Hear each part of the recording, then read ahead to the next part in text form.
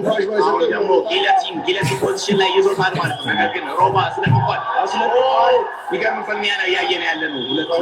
ሁለቱም ጦረኞች ናቸው። ሮቤል አፈችን እያሳረፈበት ነው ያለው። እያደረገ ነው ሁለቱም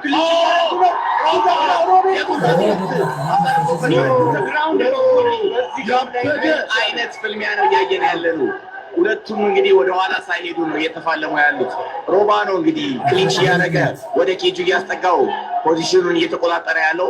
ንቃተ ህሊና ግን ይሄ ለሱ የሚመች ፖዚሽን ነው፣ ምክንያቱም ወደ ግራውንድ ሊጠቀምበት ይችላል ማለት ነው። ሁለቱም አይ ቲንክ መልቀቅ አለበት ሮቤል እና ስትራይክ ቢያደርግ ለሱ ሞር የሚያዋጣ ይመስለኛል። አሁን እንግዲህ ተያይዘው ክሊንች አድርገው ረጅም ሰዓት ቆይተዋል። ሆዳቸውን ቦዲ ሻት የተመታቸው አይ ቲንክ ከጀርባ ሙሉ የሚይዝ ከሆነ እስላም ለማድረግ ነው ሀሳቡ። በዚህ በአጭር ጊዜ እንግዲህ ኮች ያሬድ ጋር እየሰለጠነ ነበር። ቦዲ ሻት እንግዲህ በጉልበት እንግዲህ ሆዱን እያጠቃው ነው የሚገኘው ንቃተ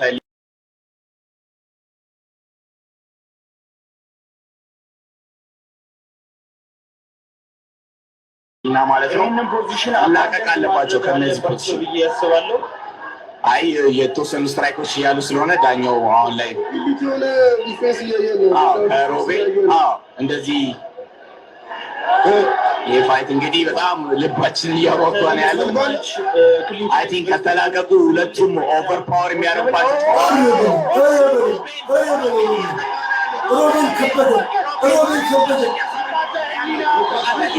ወደ ቴክዳውን ሹት አድርጓል። ንቃተ ህሊና ቴክዳውን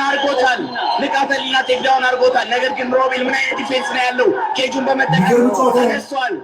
በመጠቀም ተነስቷል። ሮቤል አሪፍ ዲፌንስ ነገር ግን ወብልም አላረግም፣ ምቶችን ተቀብሏል። ምን አይነት ኢንቴንስ የሆነ ፋይት ነው እያየን ያለ። ኬጁን መያዝ አይችልም። ቴክዳውን ቶፕ ፖዚሽን ላይ ነው ያለው። እንግዲህ ኤ ፖዚሽን ላይ ኤልቦ ማድረግ ይችላል፣ ወደ ሰሚሽን መሞከር ይችላል። ነገር ግን አሪፍ ሰሚሽን ነው ያለው።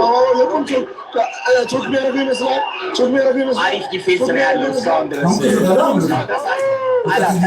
ተነሳ ሮቤል ተነሷል። ጠንከር ያሉ ምቶችን ነው። ሁለቱም ጦረኞች ናቸው። የጉልበት ላይ ምቶች እንግዲህ ሮቤል እያሳረፈ ነው ያለው። ንቃተ ህሊና ለማርከም እየሞከረ ነው ያለው በግራፕሊንግ ተጠቅሞ ማለት ነው። ፈጠን ያሉ ሮቤል አሪፍ ስትራይኮች አሉት። ሮቤል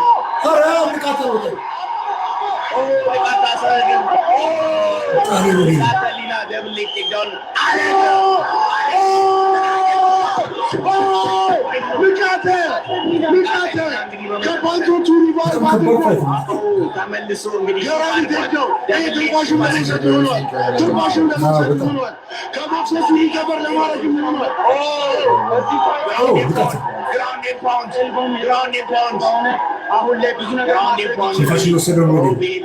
ሮቤል እንግዲህ ታይቷል። እጆችን ከጭንቅላቱ ጀርባ ጠላል። ቻርልስ ኦሊቬራ ቨርሰስ ኢሊያ ቱፖሪያን ያስታውሰናል። ተነስ እያለው ነው።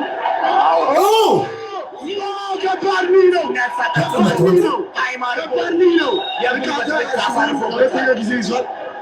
ዳኛው በደንብ እየተከታተለ ነው ያለው፣ ሽቦ እንዳይዝ ማለት ነው። የመጀመሪያው ዙር አልቋል።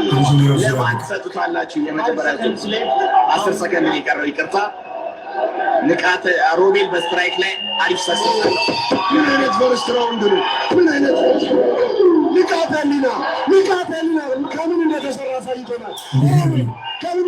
አሳይቶናል። ሁለቱም ጦረኞች ናቸው። ንቃተ ህሊና ከዚህ በኋላ የዚህ ውድድር አሸናፊ መሆን ስትራይኪንግ ፖዚሽን ውስጥ መቆም ያለበትም። እያንዳንዱ ሙቭመንቱ ለቴክዳውን ነው መሆን ያለበት። ሮቤል እጅግ ፈጣን ቦክሰኛ ነው። ሮቤል ደግሞ he knows how to avoid any takedowns። ስለዚህ ያለውን ሬንጅ አጥቦ ቦክስ እንዳይሰነዘርበት ያለውን አማራጭ እንዳለ ተጠቅሞ ንቃተ ቴክዳውን